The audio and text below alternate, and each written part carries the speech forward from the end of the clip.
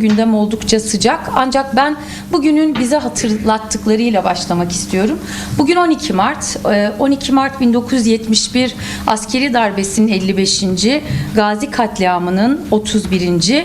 ve Kamışlo katliamının 22. yıl dönümündeyiz.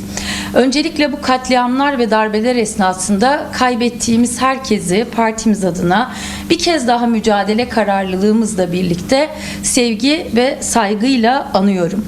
Hakikat, adalet, barış ve demokratik toplum mücadelesini büyütme kararlılığının içinde olduğumuz çok tarihsel bir dönemde özellikle halen darbelerle yüzleşilemediği, bunlarla yüzleşilebilmek için mekanizmaların kurulamadığı, toplumsal adaletin ne yazık ki sağlanamadığı ve tesisine dair mücadelelerin hala can pahasına devam ettiği bir dönemden geçtiğimizin de altını önemli çizmek istiyorum. Çünkü bu tarihsel bir sorumluluk olarak da hepimizin omuzlarında, karşısında duruyor. Sevgili arkadaşlar, değerli Türkiye halkları, yalnızca katliamlar ve darbe değil, hatırlatmamız gereken ne yazık ki acılar bitmiyor. Onlardan biri de bugün yine bir gazeteciyle ilgili, Nazım Babaoğlu. Kendisini de saygıyla anıyoruz. Hatırlatalım kim olduğunu, neden bugün 32. yıl dönümünde halen hiç kimsenin yargı önünde bu konuya dair hesap vermediğini. Çünkü Nazım Babaoğlu da ne yazık ki benzer şekilde katledilen, kaybedilen pek çok insanın simgesi haline dönüşmüş isimlerden biri. Özgür Gündem gazetesinin Urfa muhabiriydi. Haber için gittiği Siverek'te karanlık ve derin güçler tarafından bir dönem çok iyi hatırlanacaktır bu. Kontrgerilla tarafından reddedildi, kabul edilmedi. Yıllarca böyle bir şey yok dendi. Ama nasıl olduğu şimdi halen daha ortaya çıkmaya devam ediyor.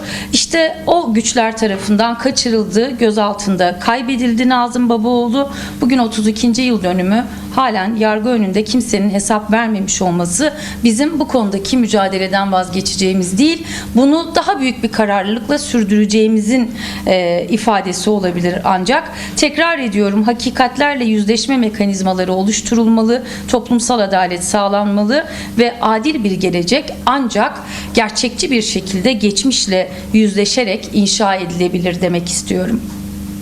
Kötü bir haber daha yine. Ne yazık ki dün akşam aldığımız bir haber, ağır bir hastalık nedeniyle kaybettiğimiz sevgili Salih Müslüm'e veda gerçekten çok zor. Çok zor çünkü öncü isimlerden birinden bahsediyoruz. Kürt siyasetine damga vurmuş isimlerden bahsediyoruz ve bu isim aynı zamanda barış, demokrasi ve özgürlük mücadelesinde çok önemli bir iz bıraktı. Öylesine bir iz ki yaşamını Kürt halkının barış ve özgürlük mücadelesine adadı. Evlat acısı gibi tarifi çok zor, imkansız bir acı yaşadı. Çok büyük bedeller ödedi ama buna rağmen, ağır hastalığına rağmen son anına kadar yaşamının işte inandığı değerler uğruna mücadele etmeye devam etti. Emektar bir devrimciydi. Rojava devrimiyle birlikte Orta Doğu'da yaşayan tüm halkların eşit, özgür ve onurlu yaşamı için özveriyle çalıştı. Ağır koşullarda çalıştı, çalışmaya devam etti. Ömrünün her anında halkının yanında durdu. Durmak için çok büyük gayret gösterdi. Durmak için çok büyük gayret gösterdi. Sevgili Salih Müslüm'ün vefatından duyduğumuz böylesi bir zamanda üstelik derin acıyı bir kez daha partimiz adına ifade ediyor ve başta mücadele arkadaşı ve eşi Ayşe Efendi olmak üzere Kürt halkına, Rojava ve Suriye halklarına başsağlığı ve sabır diliyoruz. Em dibêjin carekdî, em rêzdar Salih Müslim û tekoşînawî ji bîr nakin mîrateyek gelek mezin e hem ji bo me hem ji bo rojhilata navî. Şimdi sevgili arkadaşlar, değerli Türkiye halkları, malum olduğu üzere gündem çok yoğun. Ama en yoğun ve en sıcak gündem ne yazık ki yine bir savaş gündemi. Çünkü hepimizin dikkatleri bir yandan da İran'da. İran'da yaşananlar yalnızca İran'ı bağlamıyor. Bunu çok iyi biliyoruz. Daha önceleri de deneyimledik ne yazık ki. Bu konuda kerelerce uyarılarda bulunduk. Antidemokratik rejimlerde yaşanma ihtimali yüksek ne yazık ki sonuçlardan bahsettik. Ama yalnızca bu değil, orada derinleşen savaş, derinleştikçe, ölümü ve yıkımı arttırdıkça bölgeye yayılma ihtimaline ilişkin endişeler de artıyor. Nitekim kimi yayılma alanları da görüyoruz. Dolayısıyla sadece İran'la sınırlı değil, başta Orta Doğu olmak üzere tüm dünyayı doğrudan ilgilendiren ve dolaylı biçimde de etkilerini yaşayabileceğimiz bir savaşla karşı karşıyayız. Biz de en başından beri bu savaşın bir an önce bitmesi gerektiğini ifade ettik ve tüm sorunların diyalog yoluyla çözülebilmesinin ne kadar önemli olduğunu söyledik. İran bölgenin ve hatta dünyanın açık bir biçimde söylemek gerekirse en baskıcı devletlerinden ve rejimlerinden biri. 10 yıllardır ülkede yaşayan kadınlar, sosyalistler, emekçiler, farklı inanç grupları, azınlıklar, farklı kimlikler, evet, bu ceberut rejimden çok çekti. Ancak hiçbir şey oraya bu şekilde bir müdahalenin, bir savaşın gerekçesi haline dönüştürülmemeli ve bu şekilde devam etmemeli. Özgürlük ve demokrasi bombardımanla sağlanmıyor. Hiçbir yerde sağlanamadı. Özgürlük ve demokrasi F-35'lerle, dronlarla gelmiyor. Hiçbir yerde gelmedi. Özgürlük halkların ortak iradesi ve mücadelesiyle gelir. İran halkları da uzun zamandır bu özgürlük mücadelesini veriyor. Bazılarının sandığı gibi Kürtlerin, tıpkı eş genel başkanımız Tuncer Bakıran'ın grup toplantısında da epey kapsamlı ve detaylı bir şekilde anlattığı gibi Kürtlerin özgürlük mücadelesi de yeni değil. Epey eskiye dayanıyor, tarihsel kökleriyle birlikte ifade etti. 100 yıldır İran'da hem kendileri hem diğer halklar için özgürlük ve demokrasi mücadelesi veriyorlar. DEM Parti'nin bu konudaki duruşu son derece net bir duruş. En başından beri ifade ettik. Yinelemekte fayda var. Dün Merkez Yürütme Kurulumuz bunu altını bir kez daha bu şekilde çizdi. Biz halkların eşit ve özgür bir şekilde yaşayacağı, emperyalist müdahalelerden uzak bir Orta Doğu idealine inanıyoruz. Bunun için mücadele ediyoruz. DEM Parti'nin bu konudaki mücadelesi de ilkesel bir mücadele. İlkesel tavrını da her zaman, her fırsatta tüm zorluklara, tüm saldırılara rağmen ortaya koyabilme cesaretini ve bunun içinde mücadele potansiyelini gösterebilen bir siyasi parti. Fikri bütün bölgeyi kapsayan bir demokrasi ve ortak yaşam programı DEM Parti'nin.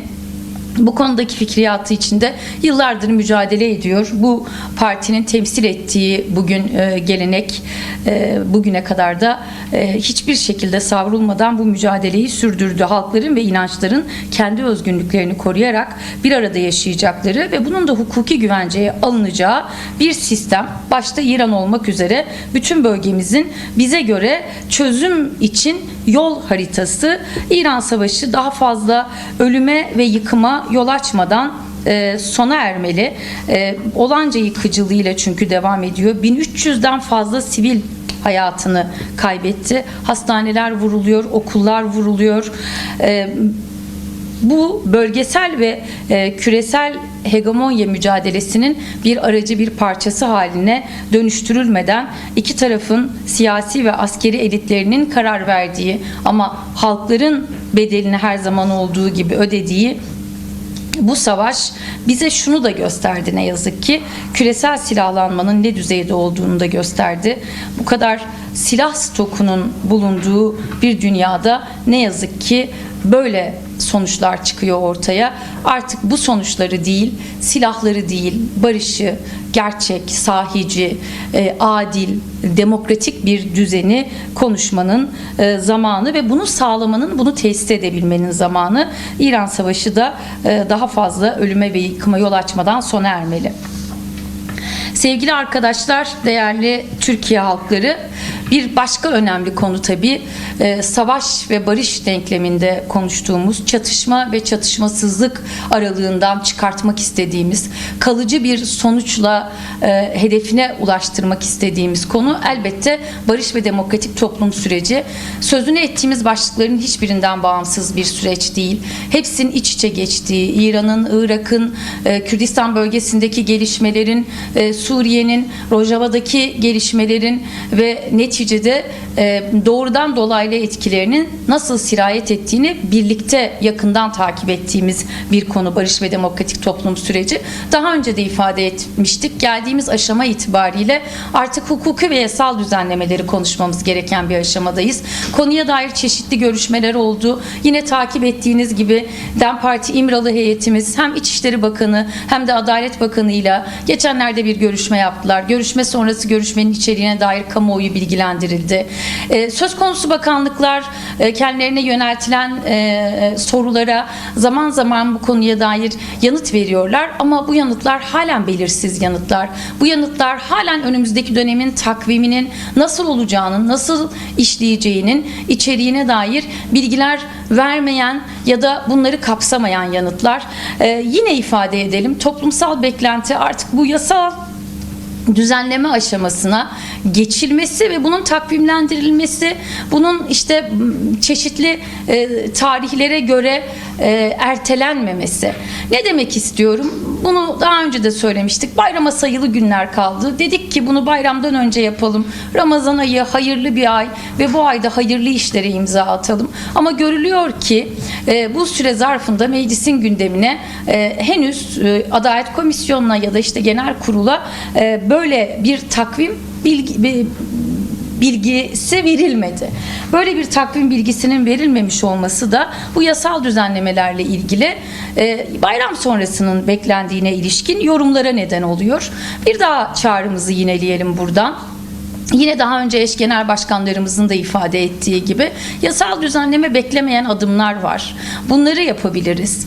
Bunları yapıp Ramazan bayramında ve Nevroz'da bu iki bayramın coşkusunu arttırabiliriz ve çok büyük bir haksızlığa son verebiliriz.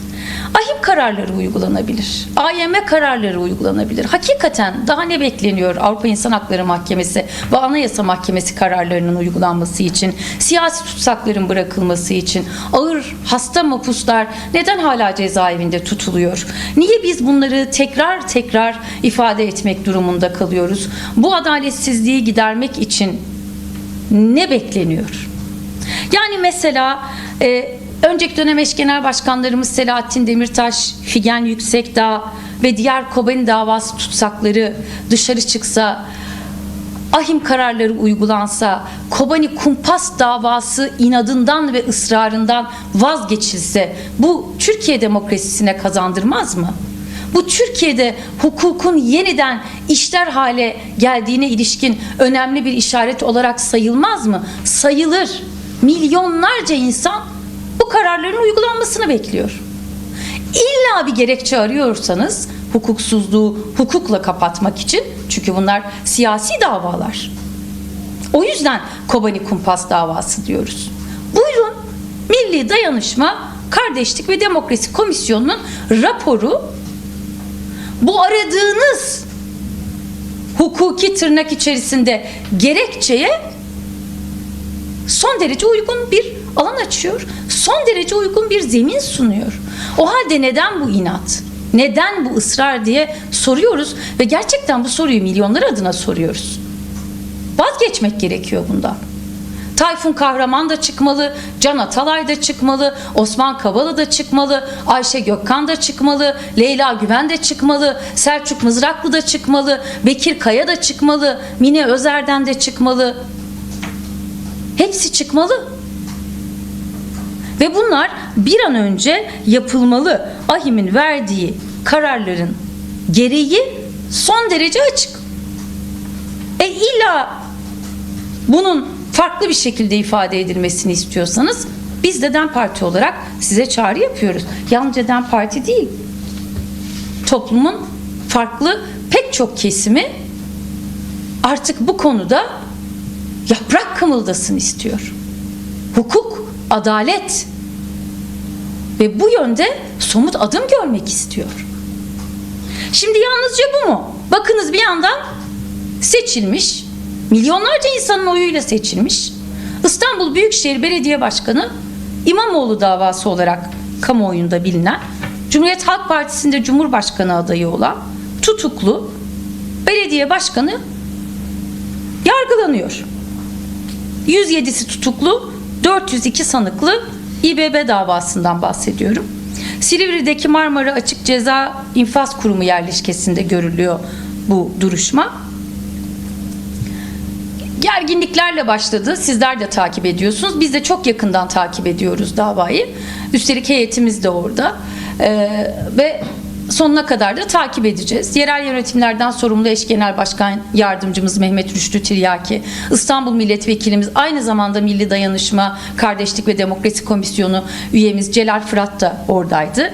İstanbul İl Yönetimimiz, İl eş başkanlarımız ve yöneticilerimiz de orada davayı takip ediyorlar.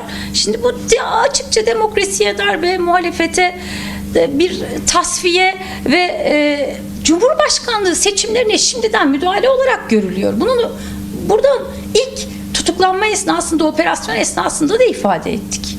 Bu muhalefeti dizayn olarak değerlendiriliyor ve böyle. O nedenle cezaevi kampüslerinde kamuoyunun erişimine uzak, özel seçilmiş, davaya hususi atanmış, tarafsızlığından ve bağımsızlığından şüphe duyulan mahkeme heyetleri, biz bunları gördük, yaşadık, yaşıyoruz. Gayet iyi biliyoruz. Gayet iyi tanıdığımız hamleler bunlar.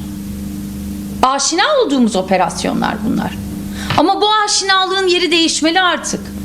Hukuksuzluk, haksızlık değil, operasyon değil, tutuklama değil, aşina olmak istediğimiz demokrasi, hukuk, adalet, herkesin eşit bir şekilde muamele gördüğü, yargının adil ve tarafsız bir şekilde işlediği, insanların masumiyet karinelerinin gözetildiği, bunlara şaibenin düşürülmediği bir ortama ihtiyacımız var.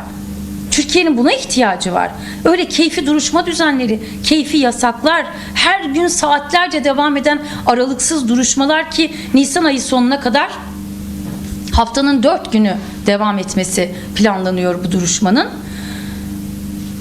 Siyasetçilerin söz haklarına getirilen kısıtlamalar bunlar değil beklenti. Bunlardan vazgeçmek gerekiyor. On binlerce sayfa iddianame ve eklerinden bahsediyoruz. Milyonlarca yurttaşın oyunu almış siyasetçilere saygısızca hitapların olduğu ve nihayetinde adil yargılanma adına da yine utanç olarak hatırlanacak ve tarihe böyle geçilecek işler yapmak yerine Türkiye'yi bu utançtan kurtarmak gerekiyor.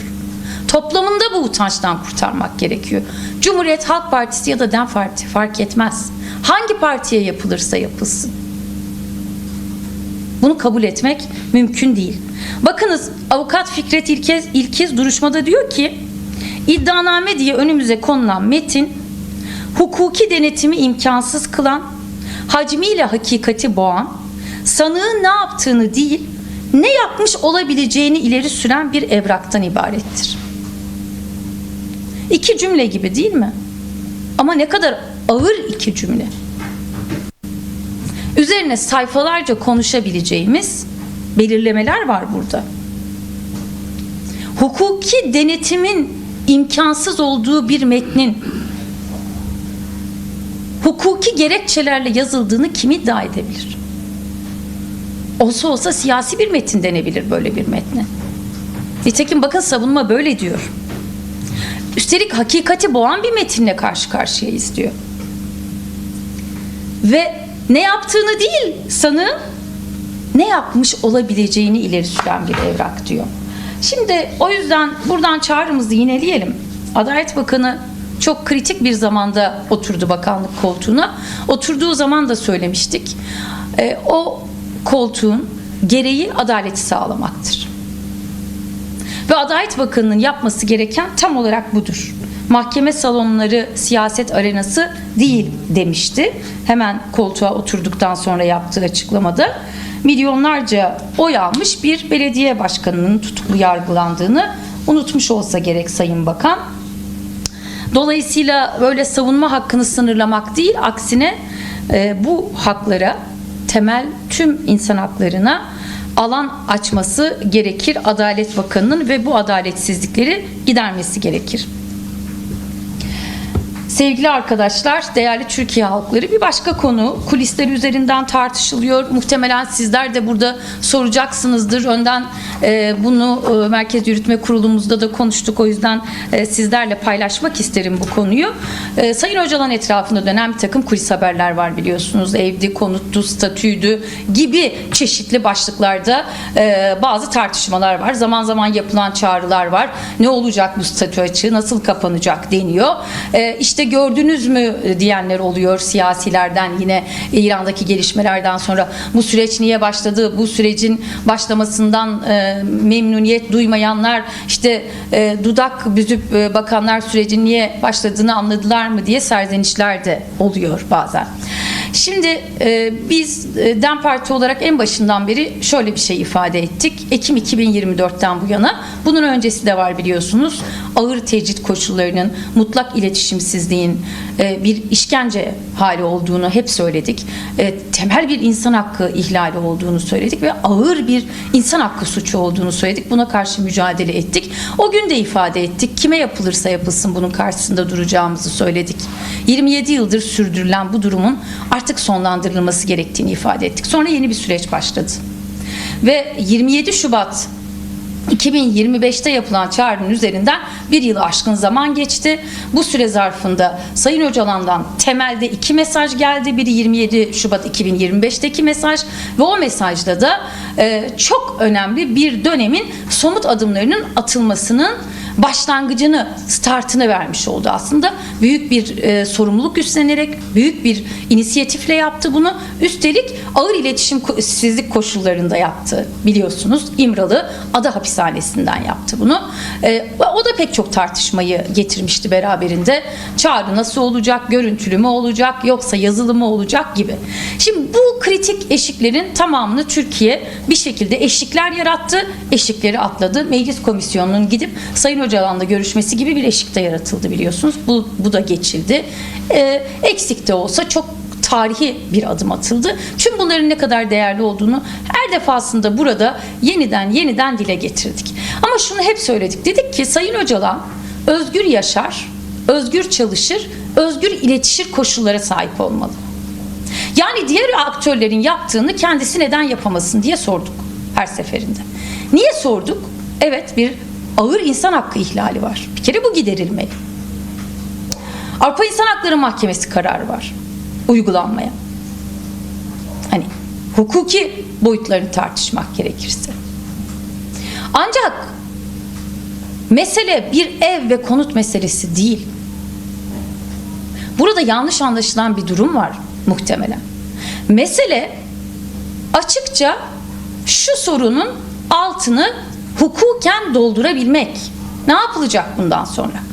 Bu sürecin ana aktörü, bu sürecin baş müzakerecisi, bu süreçte bugüne kadar atılan pek çok adımın temel olarak sağlayıcısı ve inisiyatif alanı, sorumluluk üstleneni, yıllardır bu konuda çaba sarf eden, halkların karşı karşıya gelmemesi, halkların bir arada eşit ve özgür bir biçimde yaşayabilmesi için çok büyük bir gayret, özveri ve çabanın sahibi Sayın Öcalan'la ilgili özgür çalışabileceği koşullar nasıl oluşturulacak? Özgür yaşayabileceği koşullar nasıl oluşturulacak? Özgür iletişim kurabileceği koşullar nasıl oluşturulacak? Dünyada pek çok çatışma çözümü deneyiminde benzer durumlar yaşanmış. Ve böyle bir liderlik gücü bir ada hapishanesinde bu koşullarda tutulmamış bu süreler boyunca ve sonrasında. Tartışmamız gereken temel mesele bu. Bunun altını doldurmak gerekiyor. Ama de facto bir biçimde değil, fiili bir biçimde değil. Bunun altını somut, hukuki düzenlemelerle, yasal düzenlemelerle doldurmak gerekiyor.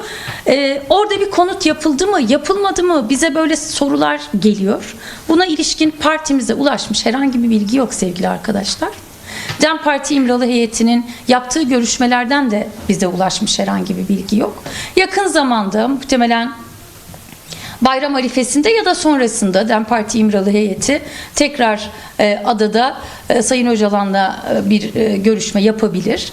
Bu görüşme sonrasında böyle bir gelişme varsa, bu konuya dair bir gündem olursa zaten kendileri de sizlerle paylaşacaktır. Ama partimize şu ana kadar ulaşmış, bugüne kadar yapılan avukat, aile ve İmralı heyeti görüşmelerinden bize ulaşmış böyle bir bilgi yok.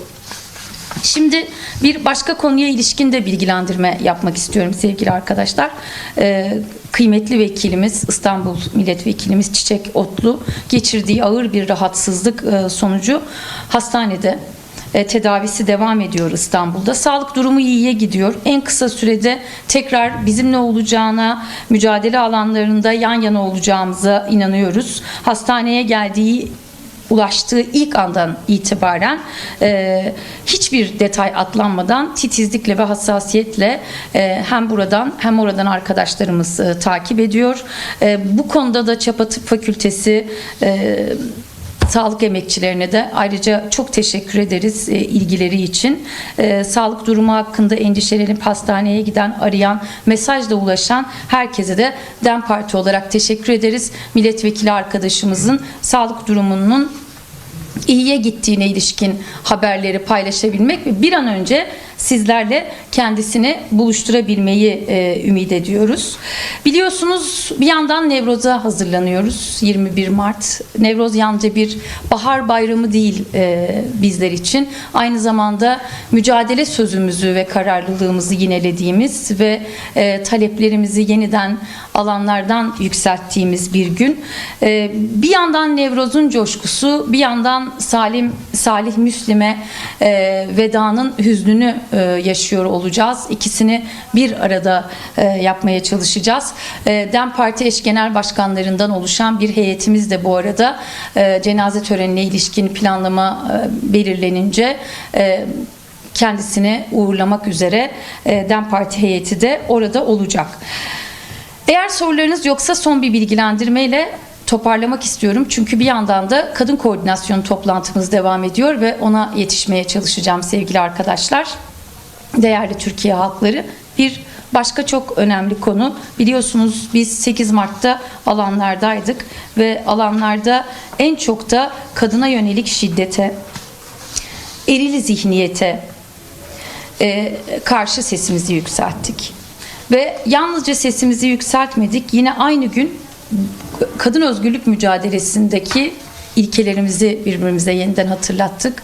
Değerlerimizi, bizi yan yana getiren, bizi buluşturan birikimimizi yeniden haykırdığımız ve bu konudaki kararlılığımızı ifade ettiğimiz gün 8 Mart Dünya Kadınlar Günü bizim için. Türkiye'nin dört bir yanında kadınlar bir kez daha bir araya geldiler. Alanlardaydılar.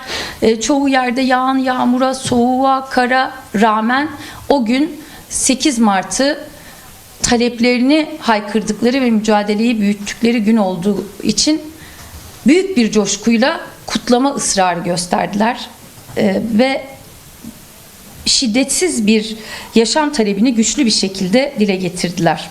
Çoğulcu, kapsayıcı ruhu da hatırlattılar bir yandan. Bir ortak sözün mekanı olduğunu da alanların bizler için yineledik o gün. Şimdi tam bu bağlamda ifade etmek isterim ki günlerdir DEM Parti tartışılıyor.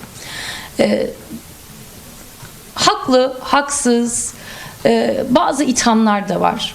Tüm yapıcı eleştirileri bugüne kadar hep açıklıkla ifade ettik. Çok önemli bulduğumuzu, eleştirilerin, önerilerin bizler için ne kadar yol gösterici olduğunu, hangi konuda olursa olsun. Özellikle barış ve demokratik toplum süreci başladıktan sonra bu konuya dair sayısız defa çağrılar yaptık.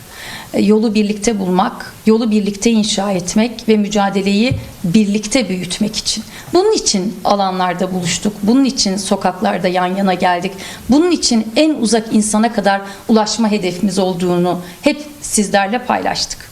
Şimdi tam bu bağlamda ve tüm bunları hatırlatarak çok zor bir konuda yaptığımız açıklamayı tekrar sizlerle paylaşmak isterim sevgili Türkiye halkları.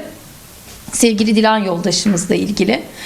Çok zor çünkü acısı hala çok taze, çok derin ve çok üzücü. Asla kabul edebildiğimiz, kanıksayabildiğimiz bir durumla karşı karşıya değiliz. Kabul edemediğimiz Dilan'ın yokluğu, bizden yokluğuyla alıp götürdüğü gülüşü, enerjisi, coşkusu, kattıkları, bunlar çok ağır. Sevgili yoldaşımızı kaybetmenin acısının derinliği ve tazeliğiyle birlikte ve onu anarak DEM Parti Kadın Meclisi'nin belki erişemeyenler için dün yaptığı açıklamayı burada tekrar paylaşmak istiyorum sizlerle. Hem yoldaşımız Dilan'ın anısına saygı, hem kadın özgürlük mücadelemizin ilkeleri, hem ortak değerlerimiz, hem de birikimimizin gereği arkadaşımızın kaybına ilişkin 5 kadın kurumunun oluşturduğu komisyon tarafından hazırlanan raporun geri çekilmesini talep ettiğimizi dün DEM Parti Kadın Meclisi olarak kamuoyuyla paylaştık.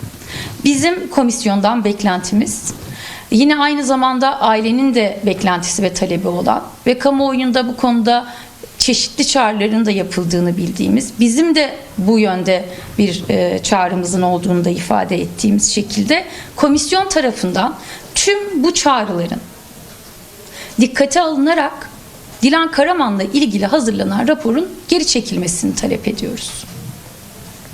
Öte yandan şimdi kadın koordinasyonumuzun toplantısı devam ediyor. Dün de ifade ettiğimiz üzere bu konudaki sorumluluklarımızı tamamlama, eksiklerimizi giderme sözümüzü dünkü açıklamada da yinelemiştik. Ancak şu ana kadar DEM Parti de 5 kadın kurumu tarafından oluşturulan bu komisyonun raporunu bekledi. Elbette raporunu beklerken DEM Parti olarak da üzerimize düşen sorumluluklarla ilgili çalışmalarımızı, değerlendirmelerimizi sürdürdük. Dilan'ın kaybına dair tüm gerçekler açığa çıkarılana dek ve failler soruşturulana, yani hakikat olduğu gibi ortaya çıkana dek biz bu sürecin hassasiyetle ve titizlikle takipçisi olacağız. Çok yakın zamanda da DEM Parti Kadın Meclisi'nin ilgili kurullarında bu konuya dair süren tartışma ve kapsamlı değerlendirmeler de kamuoyuyla paylaşılacak. Yoldaşlığı ve dayanışmasıyla gerçekten ve coşkusuyla ve hayat enerjisiyle bize çok büyük değerler katan sevgili Dilan'ı özlüyoruz, sevgi ve saygıyla anıyoruz. Çok teşekkür ederim sevgili arkadaşlar. Zor bir basın toplantısı oldu.